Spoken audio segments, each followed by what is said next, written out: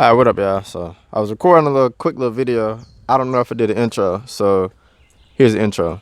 2013 Impala 3.6, all of that should be the same with all of them, but changing the back brakes and yeah, new pads, new rotors on both sides. So this is to let you know what tools you'll need, because it's just a little bit different than your regular brake job. So stick around.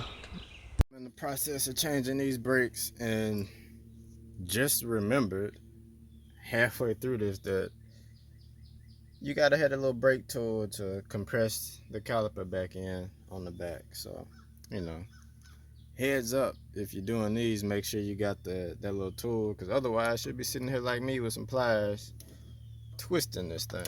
And you know, it works, but yeah, not so much with one hand. But it works, but it's a whole lot better if you just have the tool with you already, which I didn't have because I forgot all about that these needed that. So, you know, just a heads up.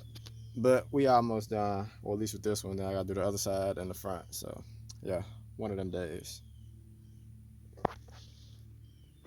All right, I'm back. So I got this side done, still gotta do that side. But I went to the store and I bought one of these because I figure y'all should see it. But this is the part you need to compress the calipers, like so.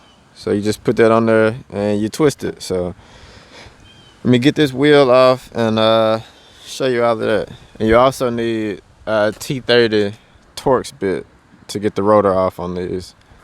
So, you know, more work just because they want to make it complicated. But let me go ahead and get this wheel off and show y'all what I'm talking about. Alright, so wheel is off. Now we got a 13 millimeter. You got a bolt up here and a bolt down there. That's gonna get your caliper off. So 13, get your calipers off. This is the Torx bit I was talking about. So you will need this T30, which we'll get in here, and you might need a little extra force. So get me another screwdriver.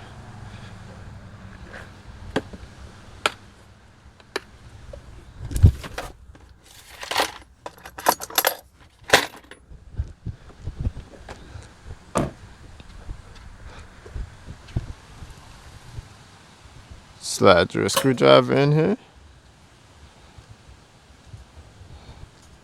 And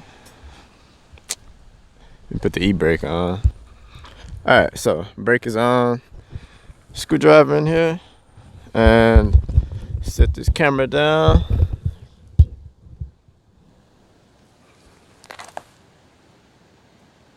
There we go.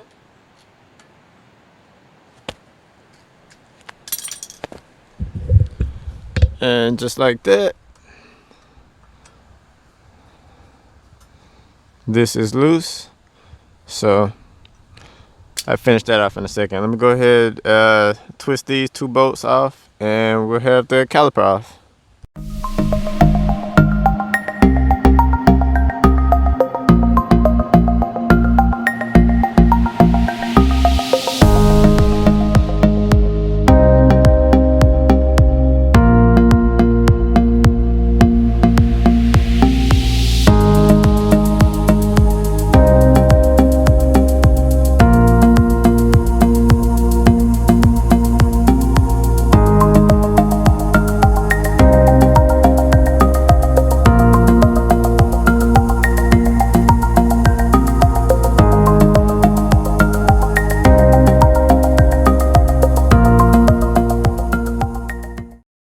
Alright, so new rotor is on, screwed in.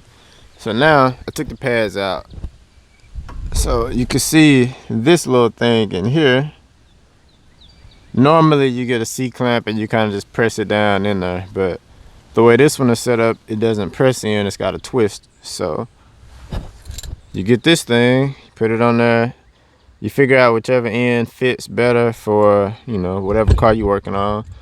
If it's an Impala, like mine, then it'll be the big end. But you get this in here. This might not be long enough, so I'm gonna get a longer socket. But what you do, you put this thing in here,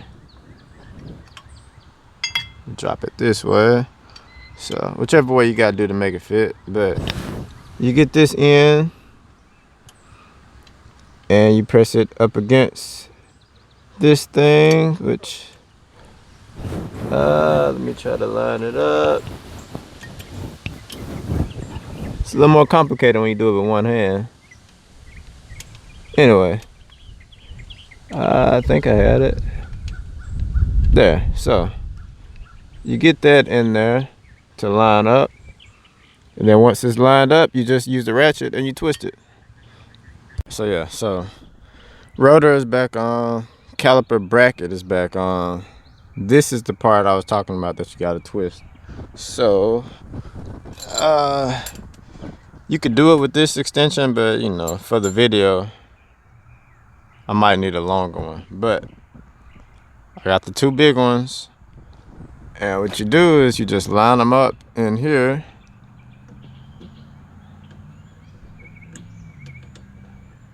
and then once it's lined up and mounted, get you a ratchet and you just twist it, and you twist it like you're tightening it down, so you go to the right, but you twist it until it's all the way flat, which this one already is. And as you can see, so you got your room to put your pads in and get everything on the rotor, and everything will fit. But that's what you need to be able to get this done. I'm gonna see if I can just kind of record like a half a twist or something.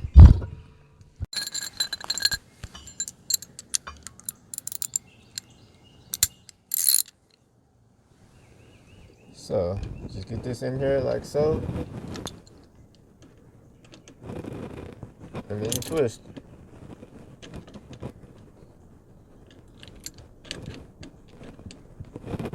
You twist until you get it as flat as you need it.